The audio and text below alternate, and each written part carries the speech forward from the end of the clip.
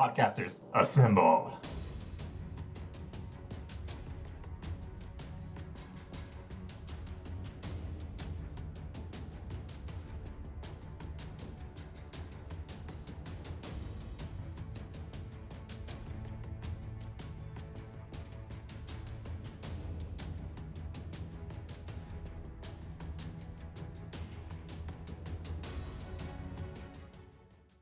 Hey everybody, Rob here, your friendly neighborhood comic geek.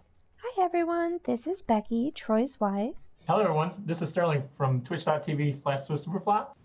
This is Troytle Power from the Power Playthroughs podcast.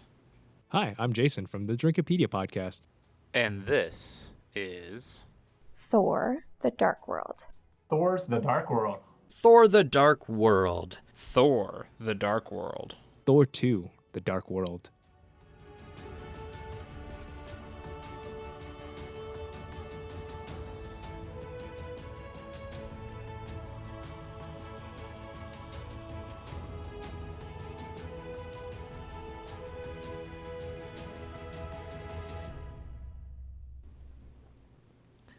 The main drive in Thor the Dark World is a push by Maliketh, leader of the Dark Elves, to reclaim a weapon called the Ether. In a flashback storytelling scene at the beginning of the movie, Odin explains that in the time before time, his father defeated Maliketh and kept the Dark Elves from bringing darkness to the whole world. It's not really clear what that means exactly. Like, is it just literally they turn out the lights? I don't know. They don't really explain it. In any case, according to Odin, the Dark Elves were all destroyed, but the Ether was too powerful to be destroyed. So instead, it was locked away. It was buried somewhere where it would never be found. Oh, if you are reading the Thor comics at all, currently written by Jason Aaron, you know that there is so much more they could have done with Maliketh. I don't know what this whole weird storyline of sleeping for thousands of years and then he's awake and it's the Aether and it's this space gem, but it's not. What do they eventually, or no, do they eventually say that it's a stone, excuse me, not Infinity Gem, they're stones in the movies.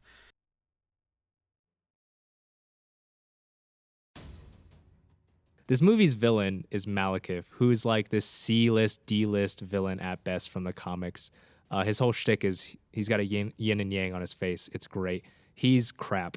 His whole arc is I'm an elf, and I'm an allegory for black people and how Asgardians are white people and how they treated me terribly. And now look, I'm white and black. It doesn't go anywhere. It's terribly executed. I wish it was better because you could have made Asgardians as like these pompous, super rich aliens who just conquer other aliens and deprive other aliens of great stuff. And they completely botched it.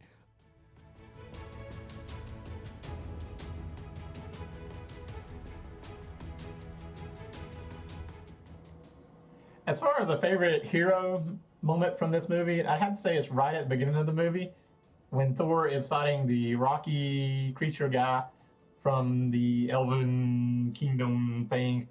And he throws his hammer up through him. The guy explodes everywhere. It's a great animation. I think the problem with Thor sometimes in terms of his action is he's got a hammer. How many times can you really improve on a guy swinging on other guys with a hammer? Not many. But this movie gives us a little teaser of like how dope Thor is in the very beginnings where he smashes up a rock guy. And it's really cool. And he defeats him. And one of the other characters says, I think next time we should start with the big guy. And I just remember from playing video games and stuff that you would always fight the admins, the lesser bosses first.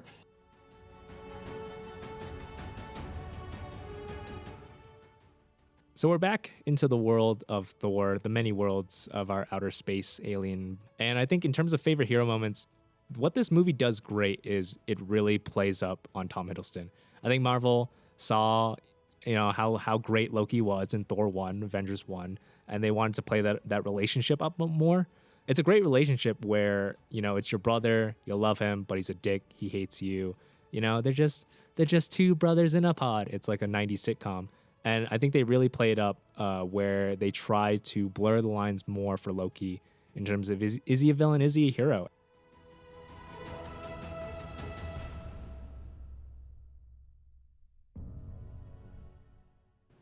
Jane Foster is on a date, and she gets interrupted by Darcy, who is just the comedic gold of this entire film. And Darcy's explaining that they've picked up some readings of gravitational something or others, and they end up going to this like weird warehouse of mystery where a little kid's able to lift up a whole tanker truck, and there's portals where you can toss a bottle off of a stairway and it'll disappear and then reappear like 50 feet in the air and keep falling like a game of Portal. Some other things other thing I really liked about this movie is the first time when you see the time continuum loop, web hole, wormhole, whatever you want to call it, and the bottle is dropped through and it keeps going through, and then Ian tosses his car keys in, and Darcy goes, "Hey, did you just throw the car keys in there?" And he just kind of looks over at her, and well, they lost their car keys. Jane later finds them in the movie, so that's good. And as Jane's exploring this warehouse of mystery, she gets sucked through a portal directly to where the ether is stored, which makes me think that perhaps Bor, Odin's father, didn't do a great job burying it somewhere no one would ever find it, because there was literally a portal in space-time that takes you straight to it. So Jane gets inhabited by the ether, and when she's off in Etherland, wherever that is, Heimdall can't see her. Heimdall's a great character, but I feel like he gets a bad rap in this movie. He can't see Jane here. Thankfully, he notices that and sends Thor to go check it out. By the time Thor gets there, she's returned to Earth, and he brings her back to Asgard because she's full of ether energy, which makes her explode whenever anyone grabs her.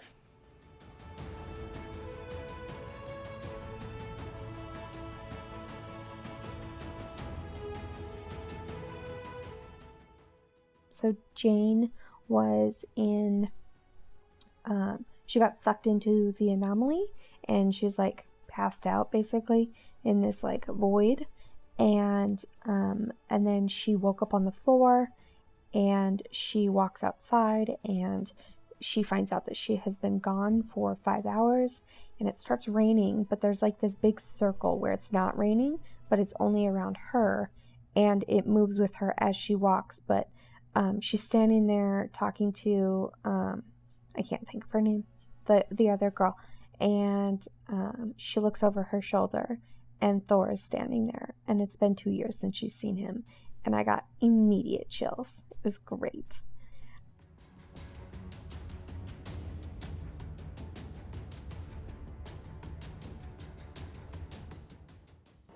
As far as a favorite action scene for this movie, I definitely would have to say it's when Jane first interacts with the police and she explodes with the energy and the police go flying everywhere. That's just, again, it just made me laugh. I thought it was funny just to see that they were so intent on arresting her that happened.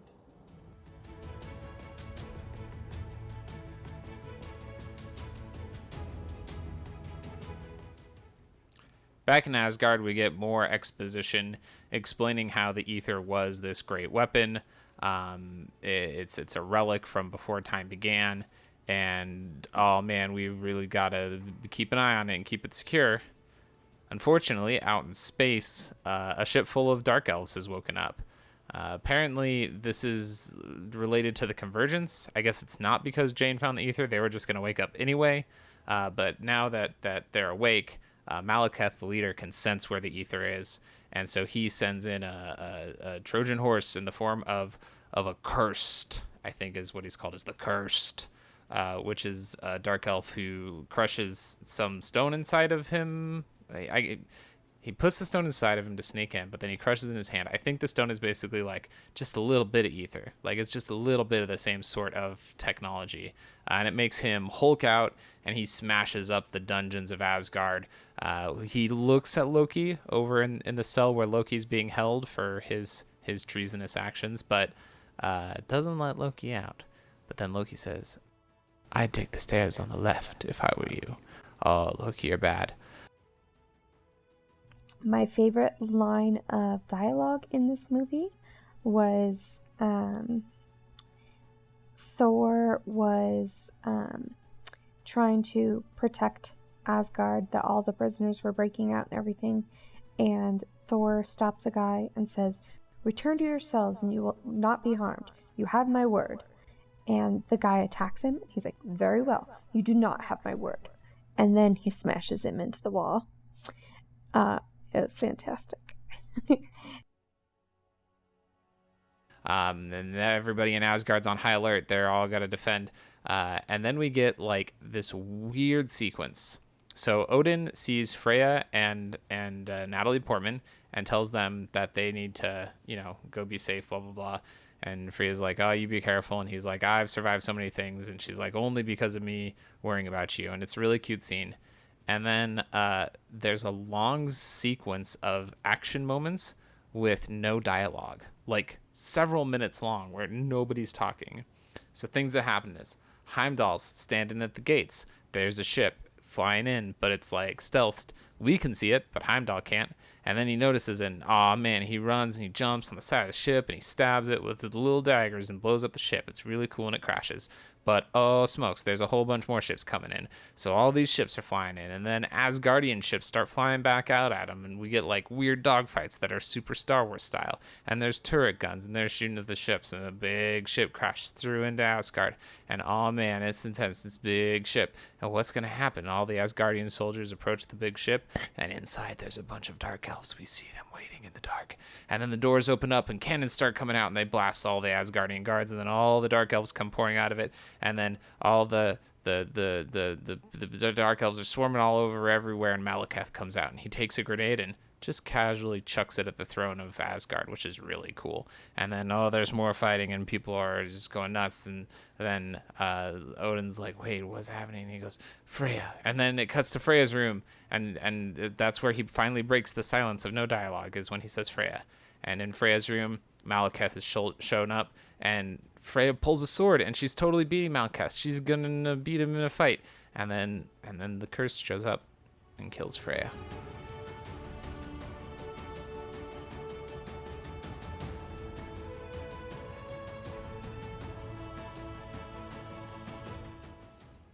Freya's funeral is really intense. It's a really beautiful scene. There's everyone in Asgard is out on the streets. They're carrying lanterns. They put her into a boat and push it out to sea, and then shoot a flaming arrow at it. And then you see all these other flaming arrows shooting out, because they're going to all the different ships, the different boats full of Asgardians who died in this assault by the Dark Elves. It's a really touching, moving scene. It's very good.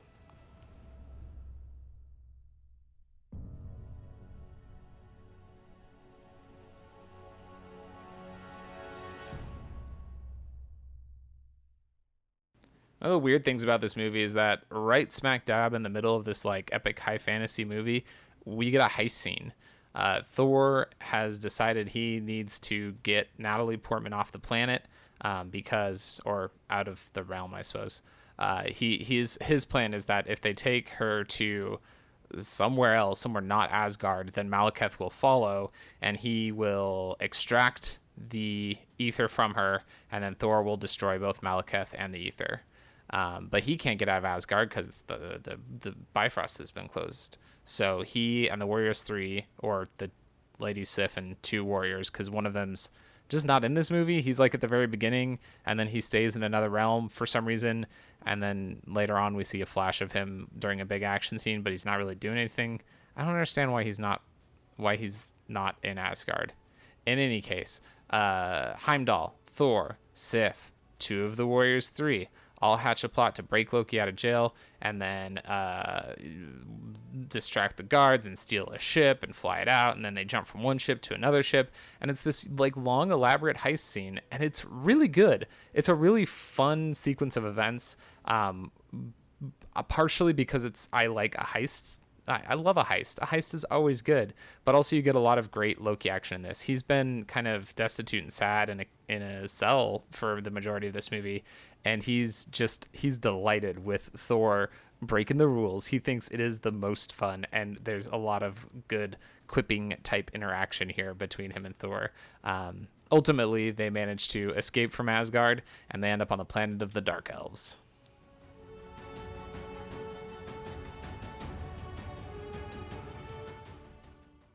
The moment where the apex of their relationship hits is when Thor and Loki are on a boat trying to get away. They have a quiet moment to themselves, and Loki is like, I bet you'll never ever trust me. Why are you even doing this? Why are you even with me as a brother anymore? And Thor goes, you know what? I honestly, there would have been a time where I would have tried to save you, where I probably would have tried to convince you or persuade you to be good or whatever, but you're fucking broken, man. I'm sick of it. I'm sick of your shit. And you're here now. Our mom just died. And we're gonna deal with it our way or the highway, because we're gonna die. And I think it's a nice moment between them.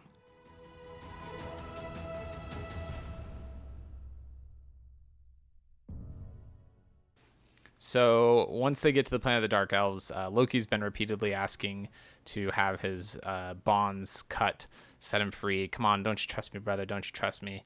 And then Loki's like, all right, I'll take your bonds off you. And then he's like, but would you trust you? And Loki's like, nope, and stabs Thor. Oh gosh. And then he cuts his arm off. It's really intense. And then he's like, Maliketh, come on, man, we're on the same side. And Maliketh pulls the ether out of Natalie Portman, and he's about to kill Thor. And then Thor goes, Loki, now. And it turns out it was all a trick. Thor's just fine. And he and Loki fight together against the Dark Elves. This is a really good scene, but it does ultimately end with Loki dies. Loki dies because it's a Thor movie. And so Loki dies. He's not dead.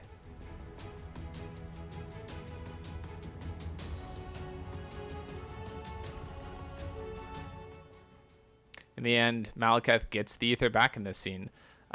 He's all superpowered, and he heads to Earth to use the convergence of the 9 realms, which is apparently focalized in Greenwich, to bring darkness to the 9 realms, I guess is his plan.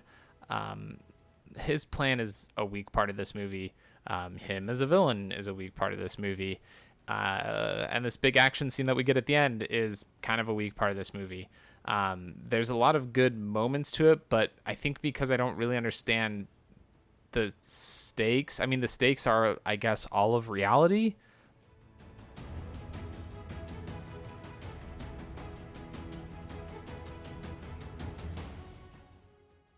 So there's a mental health facility, and the guys up there standing there talking about the convergence and going over all the details of how it's going to happen. And then he stops and he's like, it's simple. Any questions? And then a guy turns around and says, yeah, can I have my show back? And it's Stanley. He's over there playing chess or something. But he's super cute.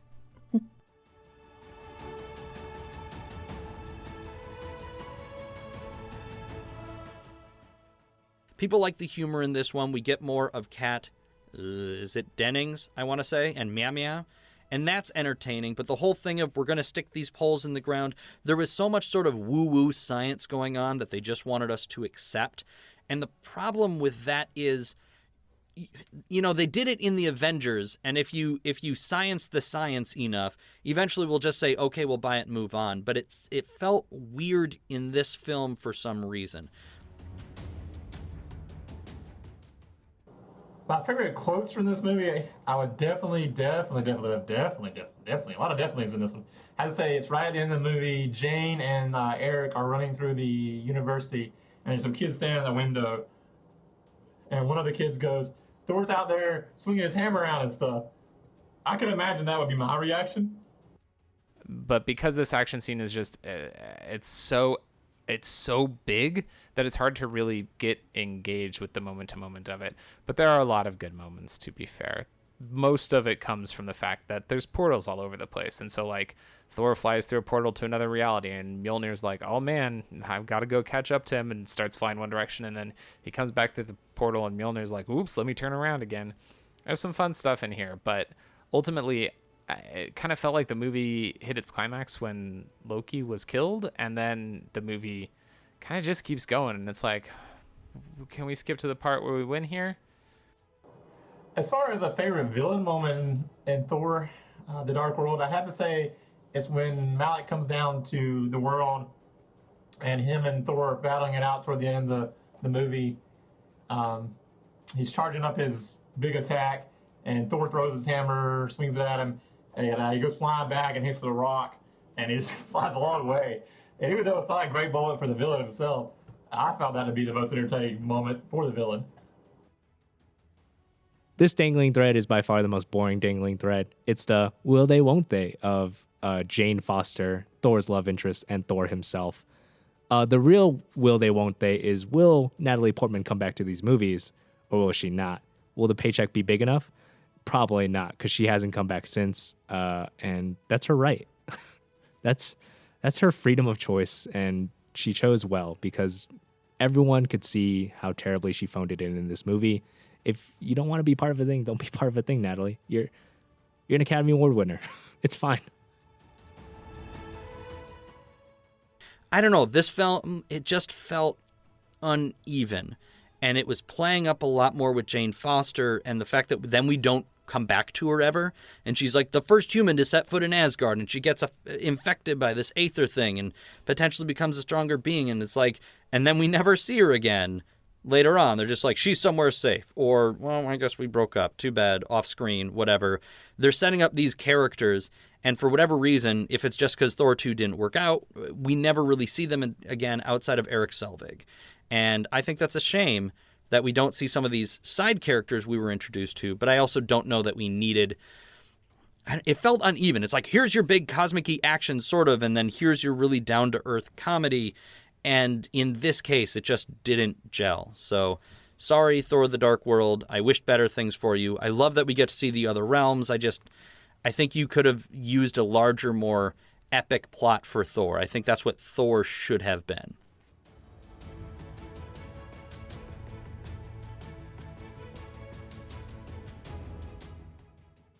Thor 2 is a nothing movie. That's my anything else. I mean, if you like Chris Hemsworth, I think he takes his shirt off again. That's a pro. But if not, you don't have to watch this movie. You can skip it and go to better movies. They had 11 years. They were going to come out with some duds.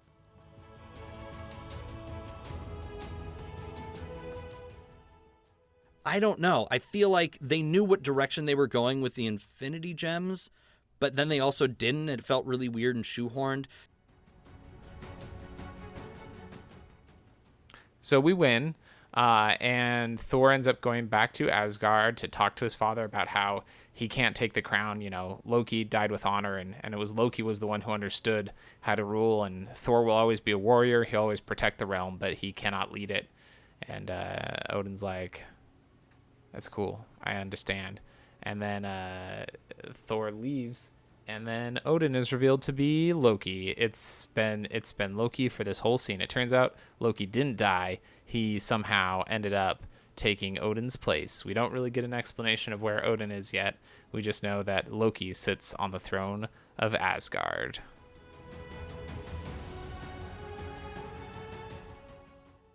And Loki is really just Stockholm Syndrome for MCU fans, because they can do anything to us. Just create a terrible movie, terrible jokes, terrible plot. But if you put Loki in it, it'll be good. And he's kind of a villain, you know? So he counts. He's good. Loki's my favorite villain moment. Just all of him.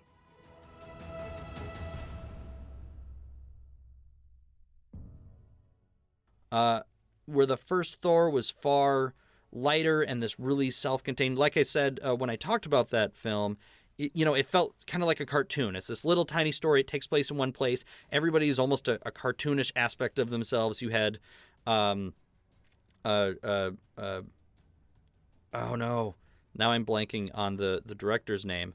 Kenneth Branagh doing all of the Dutch angles, right, in the first Thor movie.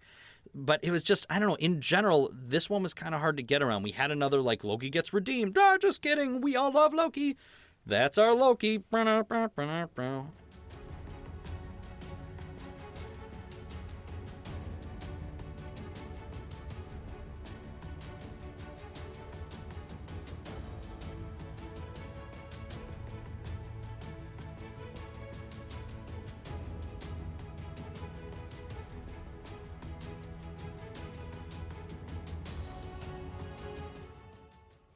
Podcasters Assemble Probably is a production of the We Can Make This Work Probably podcast network.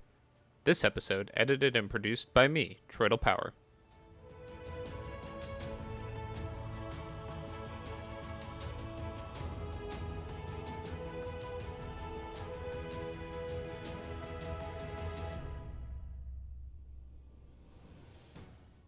Find more of our shows at probablywork.com. And learn how to join the initiative and contribute to future episodes of Podcasters Assemble Probably by looking us up on Twitter as @CastersAssemble. Submissions are always open.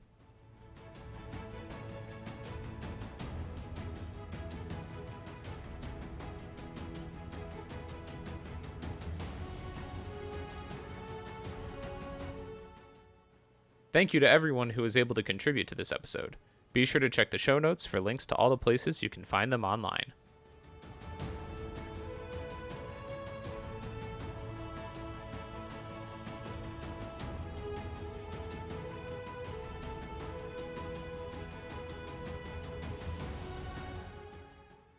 Special thanks to executive producer Tyler Thornton for keeping this show on track.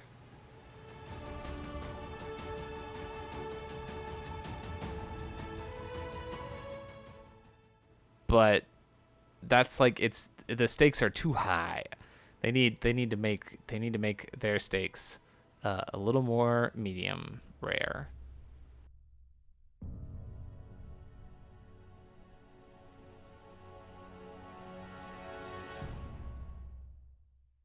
Podcasters Assemble Probably will return in Captain America, the Winter Soldier.